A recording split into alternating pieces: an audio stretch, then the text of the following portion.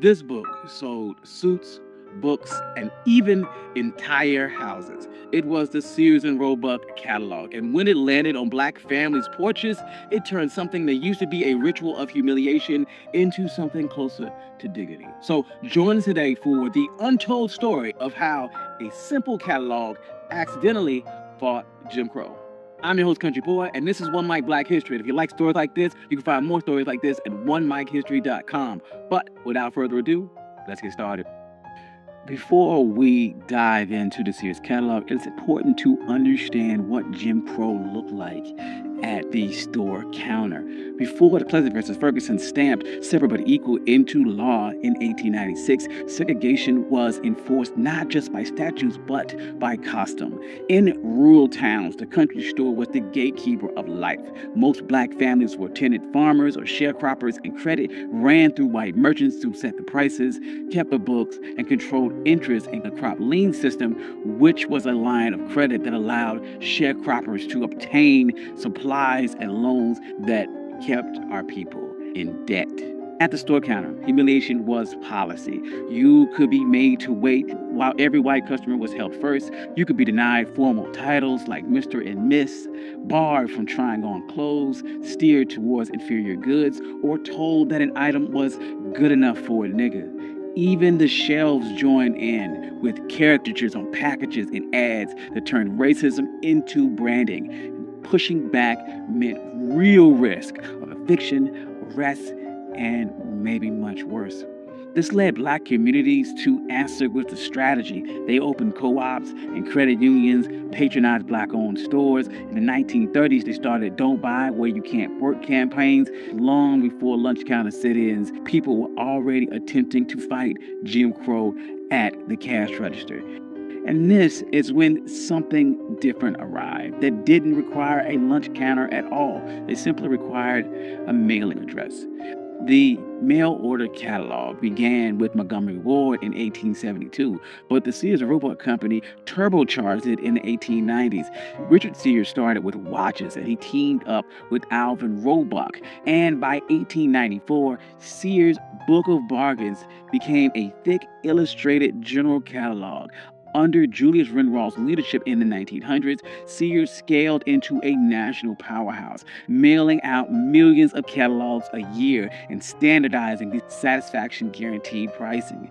Everything from farm tools to clothing to stoves and even housing kits. The catalog wasn't just a book, it was a national store delivered to your kitchen table.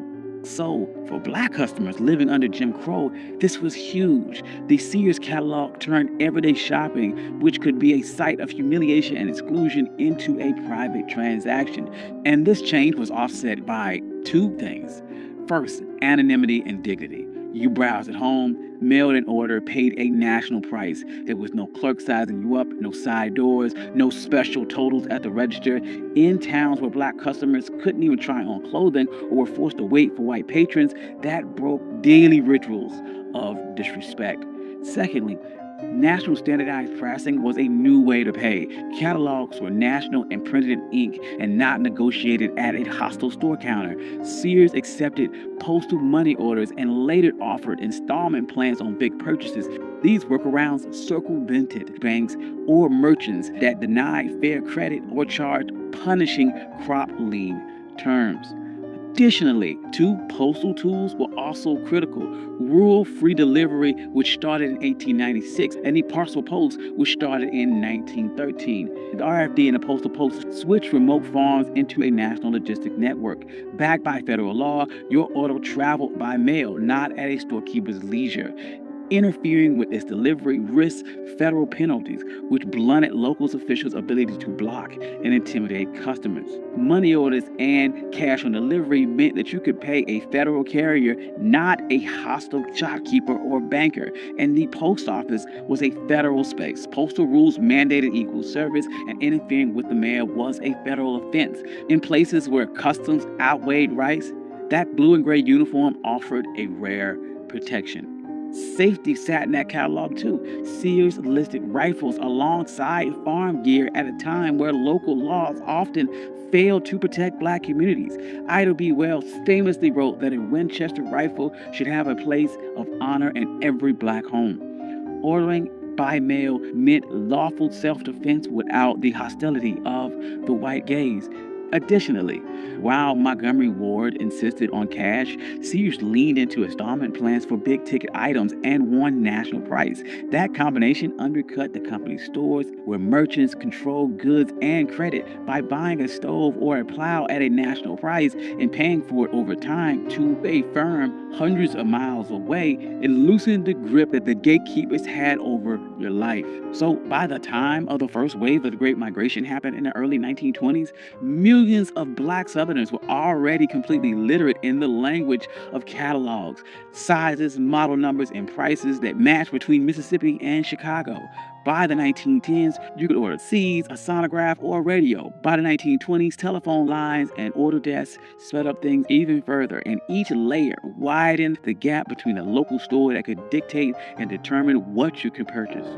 But this quiet revolution by mail completely threatened the Jim Crow order of things. So the local white gatekeepers moved to shut it down completely. Newspapers reported on catalog burnings.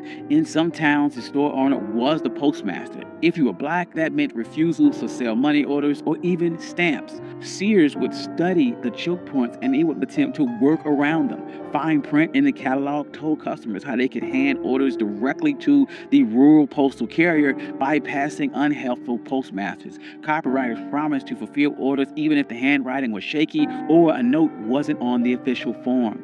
So a smear campaign followed. As mail order shopping cut into that local control, opponents spread racist rumors that Sears and Montgomery Ward were owned by black people to scare off white customers. The companies would push back, printing photos of their founders, offering rewards to anyone who could trace back the lies. But facts mattered very little in the Jim Crow economy, where intimidation and retaliation was common.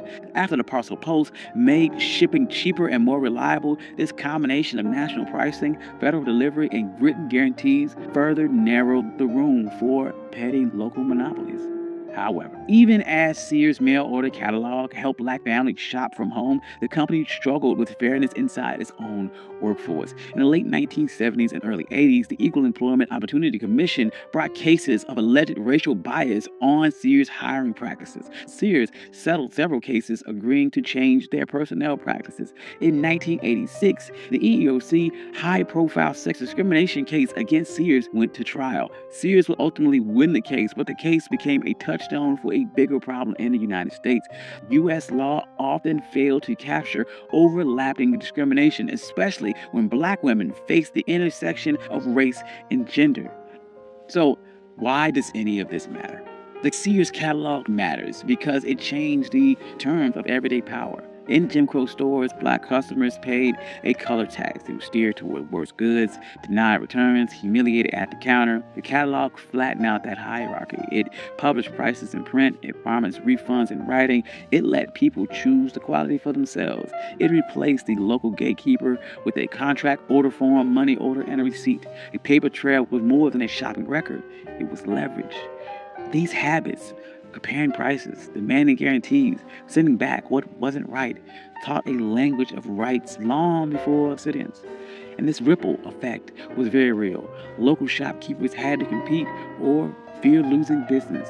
Money orders let black families outfit their homes, schools, and churches with the same ovens, stoves, pianos, books, and tools that white folks were using. Sears didn't set out to topple Jim Crow. It followed the money in a way that weakened the local system of control. It showed how black people could use standardized systems to punctuate local customs. And this is why this isn't just a quaint story about a simple catalog.